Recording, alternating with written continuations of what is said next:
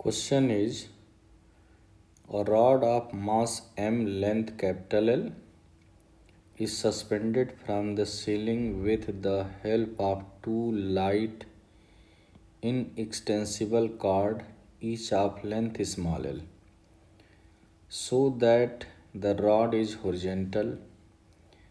The rod is given an angular velocity omega about its central vertical axis.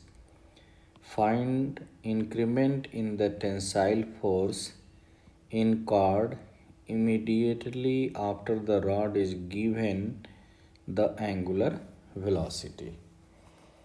यानी question बस यही है कि हमारे पास एक रॉड है, इस रॉड को हमने दो स्ट्रिंग से टाइट करके किसी सीलिंग से अटैच कर दिया गया, यानी रूफ से अटैच कर दिया गया।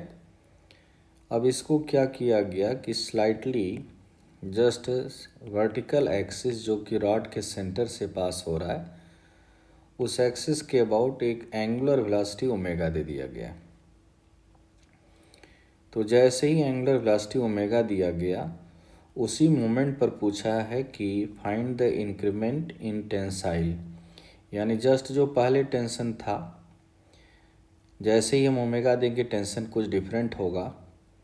तो स्टार्टिंग टेंशन और जस्ट फाइनल टेंशन ओमेगा के देने के बाद जो चेंज होगा that is the increment in tension, वही पूछा है क्वेश्चन में। Find the increment in the tensile force in cord immediately after the rod is given angular velocity omega. तो करते हैं इसको। पहला केस तो ये है कि जस्ट स्टार्टिंग में जिस स्टैंड पर ऑलरेडी वो रेस्ट में था, तो उस मोमेंट पर हमारे पास जो गिवन रॉड का वेट होगा वो होगा वर्टिकली डाउनवर्ड, और दोनों स्ट्रिंग में जो टेंशन होगा उसका डायरेक्शन होगा वर्टिकली अपवर्ड। तो एक स्ट्रिंग में हमने टेंशन T1 मान लिया, दूसरे स्ट्रिंग में टेंशन T2, और वेट हो गया गिवन रॉड का वर्टिकली डाउनवर्ड। तो फर्स्ट इक्वेशन तो यही बन गया कि tension T1 plus T2 equal to mg। By this symmetry कह सकते हैं कि T1 एंड T2 दोनों सेम होगा, बट हम यूजिंग कॉन्सेप्ट ऑफ टॉर्क भी इसको कैलकुलेट कर सकते हैं। ऑलरेडी ये ना तो ट्रांसलेट कर रहा है, ना ही इस मोमेंट पर रोटेट कर रहा है स्टार्टिंग में। तो net torque about any point in the inertial frame 0 के इक्वल होगा। तो अगर हम सेंटर ऑफ मास के अबाउट टॉर्क ले लें, तो टेंशन T1 का टॉर्क होगा T1 into capital L by 2, क्योंकि हमारे पास मास जहाँ पर सेंट्रलाइज होगा, वेट जहाँ पर सेंट्रलाइज होगा यानी एक्शन पॉइंट होगा, वो डिस्टेंस हमारे पास A पॉइंट से L बाई 2 है, और B पॉइंट से भी वो डिस्टेंस हमारा L बाई 2 के ही इक्वल होगा। तो T1 का टॉर्क आ गया हमारे पास T1 इंटू L बाई 2, और T2 का टॉर्क आ गया T2 into L by 2, but ये रोटेट नहीं कर रहा है, हैंस दैट क्वांटिटी बिकम्स 0। तो T1 इक्वल टू T2 आ गया फ्रॉम दिस इक्वेशन, और फर्स्ट इक्वेशन हमारे पास था T1 plus T2 equal to mg, second equation T1 equal to T2। So from first and second T1 equal to T2 equal to mg by 2 के equal आ गया। अब हम बात करते हैं कि जस्ट उस गिवन रॉड को वर्टिकल एक्सिस के अबाउट, यानी जस्ट सेंटर के अबाउट एक एंगुलर वेलोसिटी ओमेगा दे दिया गया। मान लेते हैं जैसे ही मैं ओमेगा इसको दिया, एक स्मॉल एंगुलर डिस्प्लेसमेंट या रोटेशन हुआ गिवन रॉड का, और वो एंगल है लेट से डी थीटा के इक्वल है। तो रॉड रोटेट कर गया by an angle of d theta से, बट रॉड जैसे ही रोटेट करेगा स्लाइटली इस रॉड के सेंटर ऑफ मास का डिस्प्लेसमेंट अपवर्ड होगा। अब हम सपोज करते हैं कि जैसे ही रॉड को हमने रोटेट किया, जो हमारे पास वर्टिकल स्ट्रिंग थी ऑलरेडी, वो vertical string with the vertical line D alpha angle से रोटेट कर गया। तो दोनों तरफ से जो स्ट्रिंग है हमारी वो डी अल्फा एंगल से ही रोटेट कर जाएगी। जैसे ही स्ट्रिंग डी अल्फ़ा से रोटेट की, इस स्टैंड पर ये लेंथ हमारे पास ऑलरेडी एल के ही इक्वल है। अब हम कहें कि सेंटर हमारा कितने लेंथ से राइज किया, तो उसको निकालने के लिए ये length already known quantity L के इक्वल है, ये एंगल हमारा डी अल्फ़ा के इक्वल है। इट मीन्स ये लेंथ अगर कैलकुलेट करें तो ये हमारे पास एल कॉस डी अल्फ़ा के इक्वल होगा। इसका मीनिंग हुआ कि जो सेंटर होगा वो राइज करेगा और वो राइज वाली जो डिस्टेंस है डी एक्स के इक्वल हम मान लेते हैं, क्योंकि जस्ट पूछा है क्वेश्चन में कि find the increment in the tension immediately after giving the angular velocity. It means बहुत ही स्मॉल एंगल है, बहुत ही स्मॉल एंगल है, तो राइज भी यानी इट मीन्स बहुत ही स्मॉल होगा। Let's say that rise is D x के इक्वल है। तो अगर डी एक्स हम कैलकुलेट करें तो यहाँ से लिख सकते हैं D x equal to complete length of the string already small L के इक्वल है, तो it means L cos D alpha को अगर हम सब्ट्रैक्ट कर दें तो डी एक्स इक्वल टू आ गया L minus L cos D alpha के equal, that equal to L bracket के अंदर 1 माइनस कॉस डी अल्फ़ा। अब हमने इस कॉस डी अल्फ़ा को, कॉस थीटा को साइन थीटा में कन्वर्ट कर दिया। Cos 2 theta equal to 2 cos square theta -1 या 1 minus sine square theta by 2। तो जस्ट इक्वेशन लिख दिया हमने 1, कॉस डी अल्फ़ा को लिख दिया 1 minus 2 sine square D theta, यानी डी अल्फ़ा बाई 2 के इक्वल आ गया। अब यहाँ से 1 वाला टर्म कैंसिल, बट ये माइनस इसको प्लस बना देगा, तो डी एक्स इक्वल टू आ गया हमारे पास 2 into L, 2l into sine square D alpha by 2 के इक्वल आ गया। For small angle sine theta theta होता है, तो फॉर स्मॉल एंगल जो कि D alpha by 2 small angle है, वो हो गया हमारे पास डी अल्फ़ा बाई 2 के इक्वल, बट होल स्क्वायर है, इसका हमने होल स्क्वायर कर दिया।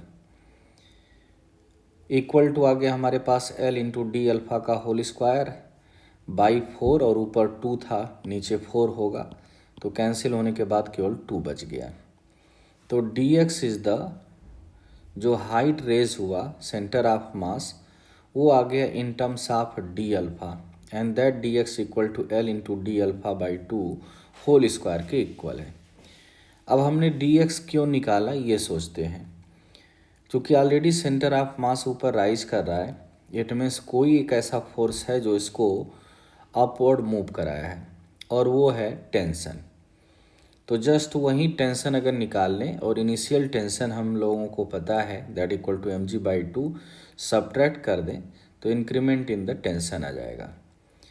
अब एक्चुअल टेंशन जिस मोमेंट पर ये ओमेगा से रोटेट करना स्टार्ट किया उसको अगर निकालना है तो हमें सेंटर ऑफ मास का एक्सेलरेशन चाहिए। उसके लिए जस्ट हम हेल्प ले रहे हैं, नेक्स्ट स्टेटमेंट देख लेते हैं।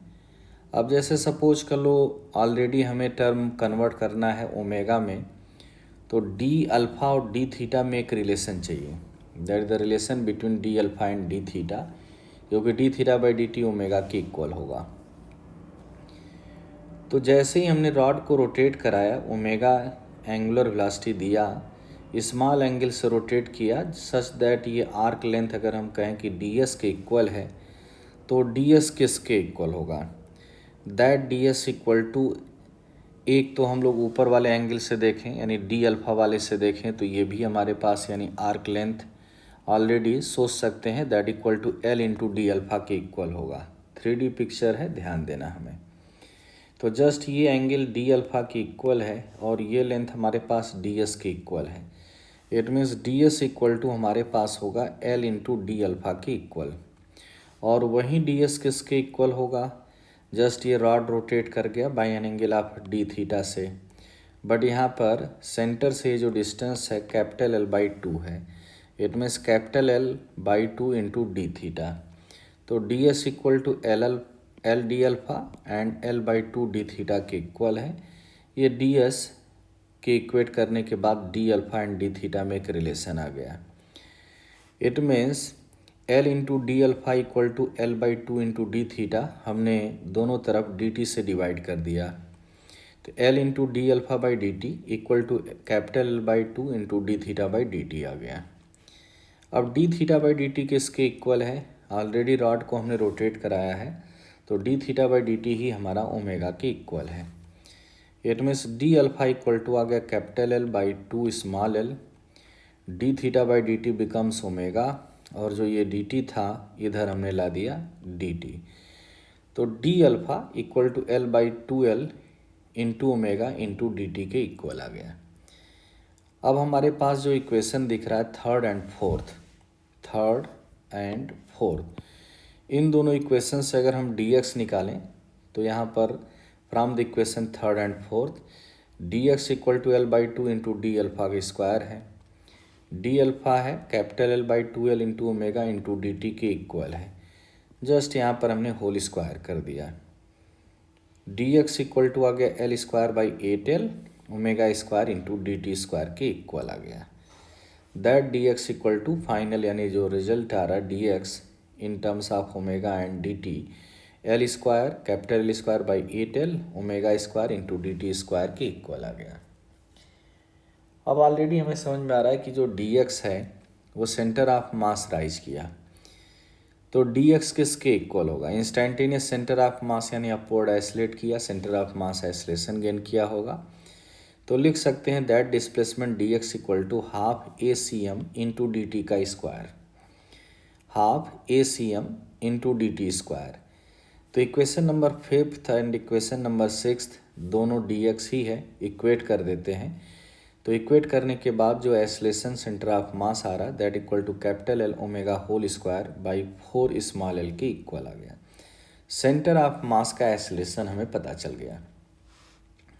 अब नेक्स्ट आते हैं हम लोग पिक्चर में। देखो तो पिक्चर में यहाँ पर जैसे ही इसको रोटेट किया by an angle of d theta से, उस स्टैंड पर स्ट्रिंग में यहाँ टेंशन T, यहाँ भी टेंशन T होगा।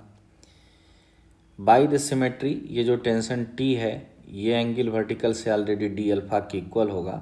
T का जो वर्टिकल कंपोनेंट होगा वो होगा T cos D alpha. Similarly यहाँ पर भी एंगल डी अल्फ़ा है, ये भी angle d alpha, so T का vertical component T cos D alpha के इक्वल होगा। ये जो टी कॉस डी अल्फ़ा है और ये टी कॉस डी अल्फ़ा है वर्टिकली अपवर्ड लग रहा है, और गिवन रॉड का जो वेट है वो है वर्टिकली डाउनवर्ड।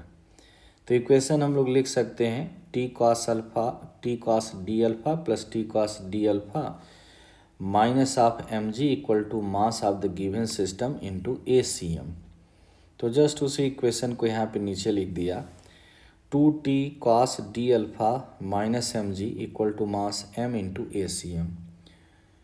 एंगल हमारा बहुत स्मॉल है, डी थीटा भी स्मॉल है, उसी के रिस्पेक्ट में डी अल्फ़ा भी स्मॉल है।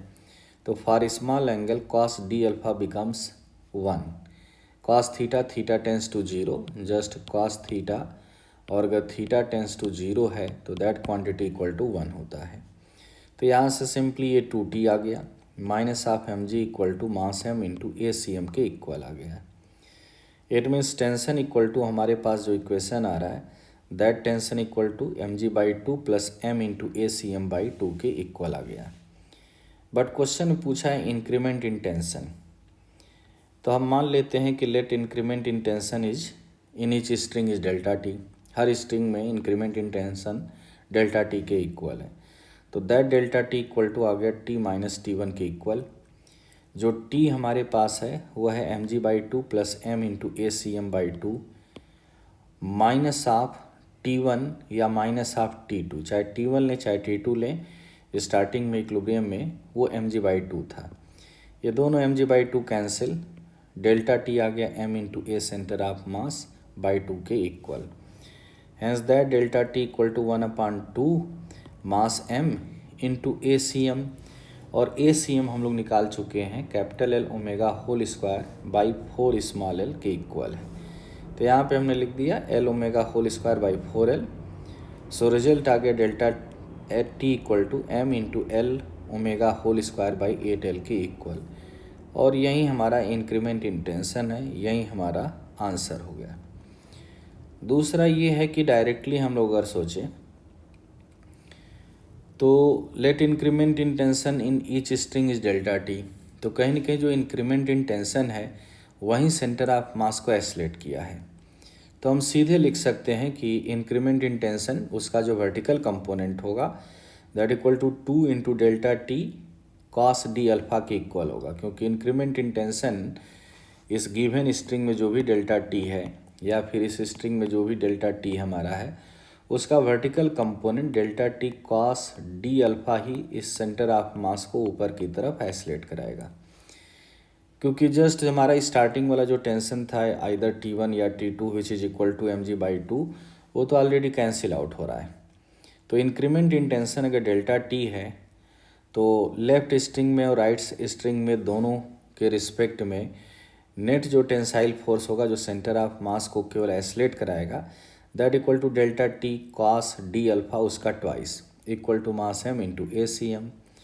तो 2 into delta T cos d alpha for small angle 1 के इक्वल हो गया। तो 2 into delta T equal to m into ACM। So answer आ गया again 1/2 into m into A centre of mass, और A centre of mass L into omega whole square by 4L के equal है। Put कर दिया data, हमारा answer आ गया m into L omega whole square by 8L, और यही हमारा आंसर है।